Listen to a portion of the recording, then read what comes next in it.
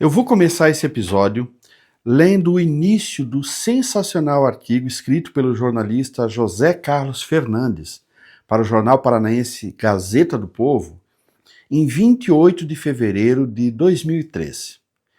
Ele começa assim. Em agosto de 1981, o jornal Diário Popular tinha matéria de capa que pedia aos infernos. Uma senhora fora encontrada morta em seu apartamento na rua Hermelino de Leão, centro de Curitiba. O porteiro sentira a falta da moradora, chamou a polícia e a imprensa veio atrás. A foto da falecida saiu sem pudores, na cama, em camisolas, um tratamento dado aos presuntos no jargão da imprensa policial. Houve quem não gostasse, com punhos de coração. A vítima se chamava Enedina Alves Marques. Tinha 68 anos, e fora a primeira engenheira negra do Brasil. Morreu de infarto. Indignação. Seus companheiros de ofício fizeram uma grita nas páginas da revista Panorama. O diário se retratou. Afinal, as vitórias de uma mulher negra e pobre que figurou entre os seletos bacharéis de engenharia da Universidade Federal do Paraná, na década de 1940, deveria constar nos anais da República e não nas manchetes sanguinolentas de um tabloide. Deu resultado. Enedina virou placa de rua no Cajuru. Ganhou inscrição de bronze no Memorial à Mulher Pioneira, criado pelas Soroptimistas, organização internacional voltada aos direitos humanos da qual ela participou. Mereceu biografia assinada por Ildefonso Pupi. Seu túmulo no Municipal é mantido com respeito pelo Instituto de Engenheiros do Paraná. Tempos depois, batizou o Instituto Mulheres Negras de Maringá. Aos poucos descansou em paz. Paz até demais. O centenário de nascimento de Enedina, em janeiro deste ano, passou em branco. Poderia ter sido celebrado par e passo com o da sua contemporânea, a poeta Helena Collodi, com quem, suspeita-se, teria estudado. Sim, antes de engenheira, foi normalista e civilizou os sertões do Rio Negro e Cerro Azul, saindo das lides de doméstica e de mãe preta para titular de uma sala de aula. O texto segue e é muito bom. Recomendo que você leia ele inteiro, depois desse vídeo. Eu vou deixar o link na descrição. Mas daqui em diante, eu mesmo continuo. E eu já quero pedir desculpas, porque certamente algumas coisas importantes ou interessantes podem ficar de fora desse meu vídeo. A história da engenheira Enedina é espetacular, e certamente o que eu vou fazer aqui é apenas um resumo. Mas não sai daí.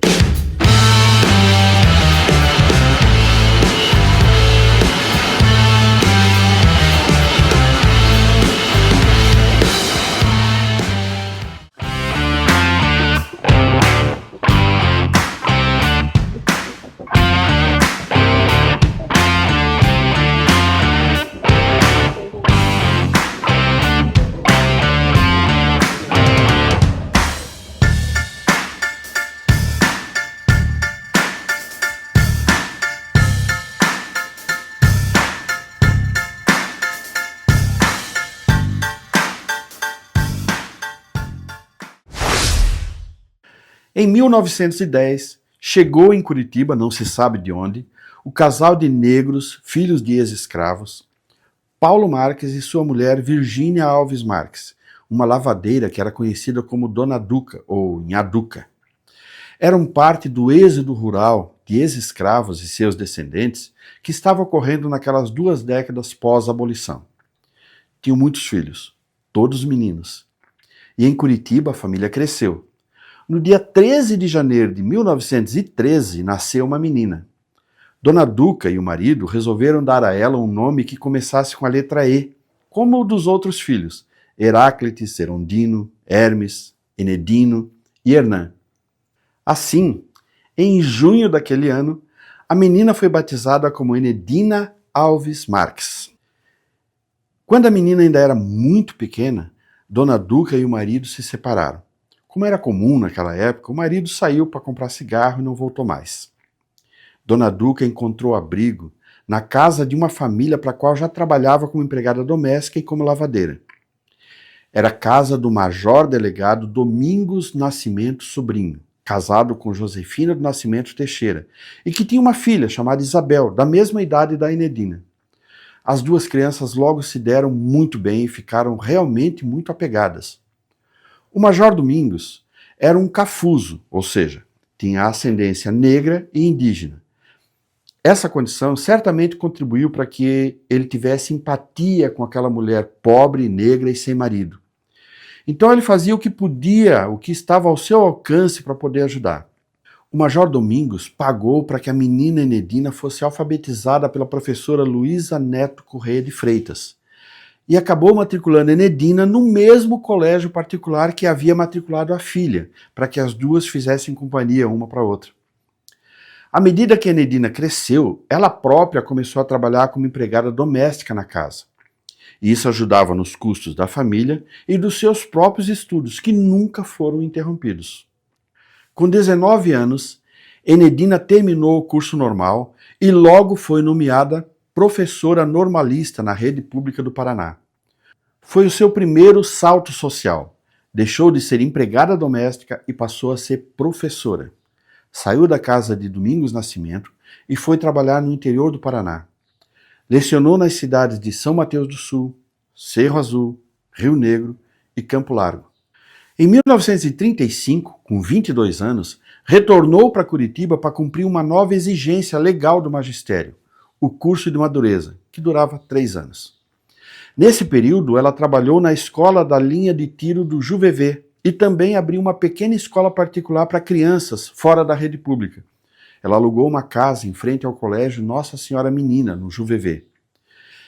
Enedina sempre foi uma boa aluna e gostava muito de matemática e das ciências naturais. Isso criou na moça uma vontade, um sonho, de estudar engenharia.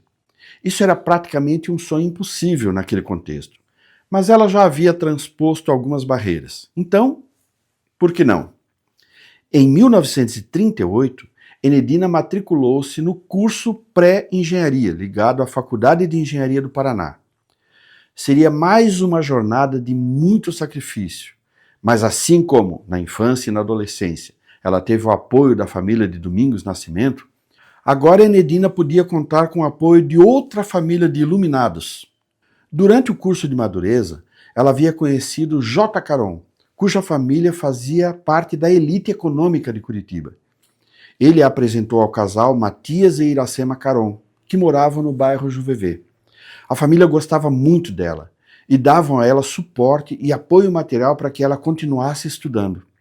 Ela trabalhava de dia como professora e também fazia trabalhos domésticos na residência dos Caron, para compensar o apoio que estava recebendo. À noite, ela frequentava o curso preparatório e, de madrugada, copiava textos dos livros emprestados para poder estudar. O sacrifício foi recompensado e ela ingressou na famosa Faculdade de Engenharia do Paraná, que mais tarde viria a ser a Universidade Federal do Paraná. Os 6 anos seguintes foram de muitos sacrifícios. Imagine uma mulher negra num ambiente onde todos, professores e alunos, eram homens e brancos. Tudo isso na década de 1940.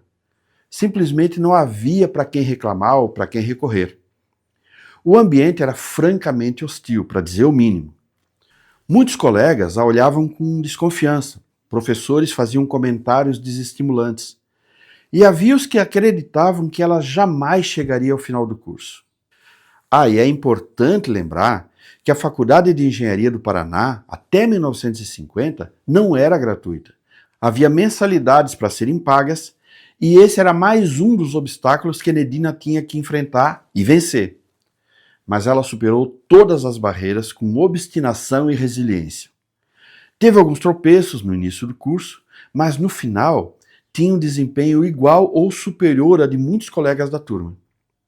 Quando ela se formou engenheira, no dia 16 de dezembro de 1945, não sabia que estava estabelecendo um marco importante. Era a primeira mulher engenheira no sul do Brasil e a primeira mulher negra engenheira do Brasil. Com diploma na mão, o desafio agora era o mercado de trabalho. Num Brasil ainda mais conservador do que é hoje, não era fácil imaginar uma mulher negra sendo responsável por projetos chefiando obras ou liderando equipes de operários.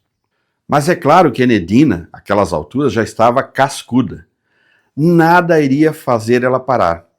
Além do mais, o Brasil vivia um período de grandes transformações, industrialização crescente, urbanização acelerada e uma demanda enorme por infraestrutura. O mercado de trabalho estava aquecido. E ela ingressou na Secretaria de Estado de Viação e Obras Públicas do Paraná e participou de projetos de pontes, escolas, edifícios públicos em Curitiba e em cidades do interior. Colaborou em obras ligadas à urbanização de Curitiba e em projetos de saneamento, atuando em equipes mistas de engenheiros. Mais tarde foi transferida para o Departamento Estadual de Águas e Energia Elétrica do Paraná e começou a trabalhar com projetos hidráulicos e de geração de energia, área em que se tornaria mais reconhecida. Ela integrou a equipe do projeto e da execução da usina hidrelétrica Capivari Cachoeira, no litoral do Paraná, uma das maiores obras de engenharia do estado. Nessa obra, ela teve participação muito destacada e reconhecida nos cálculos e acompanhamento técnico.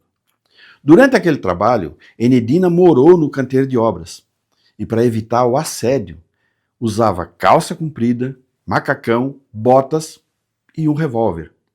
E quando perguntavam por que portava a arma, ela respondia divertida: é para matar onça.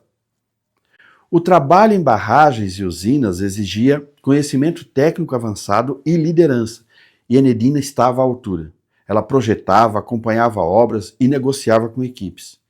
E muitas vezes precisava enfrentar o preconceito de colegas engenheiros ou de trabalhadores que estranhavam receber ordens de uma mulher negra. Depois assumiu funções de maior responsabilidades. Atuou em projetos de barragens, captação e distribuição de água para abastecimento urbano e irrigação, além de outras obras do governo estadual, até se aposentar em 1962. Nessa ocasião, Enedina recebeu reconhecimento formal, por decreto, do governador Ney Braga, com equiparação de proventos a carreiras jurídicas do estado. Enedina era uma mulher de hábitos simples, levava uma vida reservada, concentrada no trabalho e nos estudos. Não se casou e não teve filhos, mas era conhecida pelo temperamento forte e pela firmeza de caráter.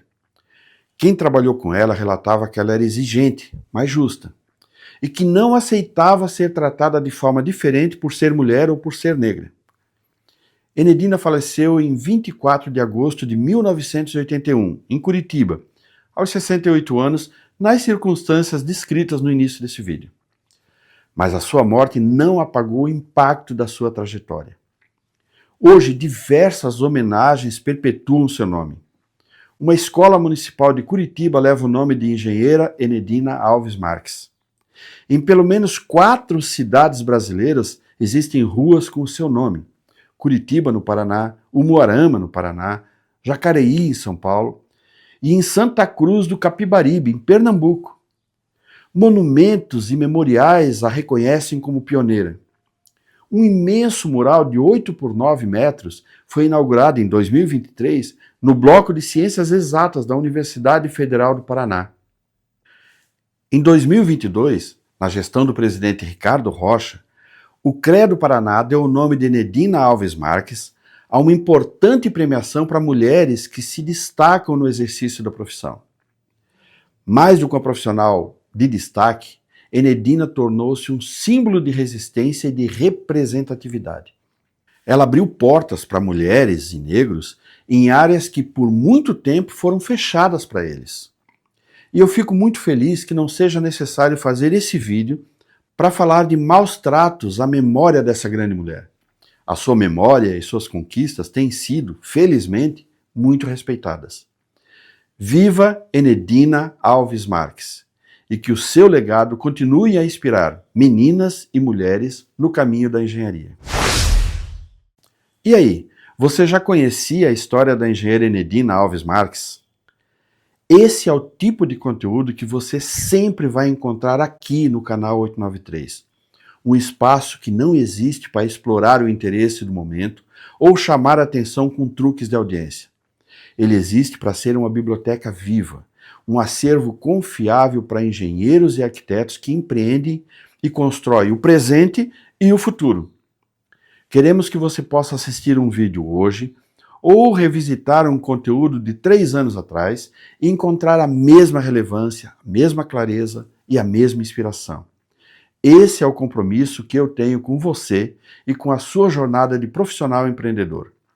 Seja sempre muito bem-vinda, seja sempre muito bem-vindo e até o próximo vídeo.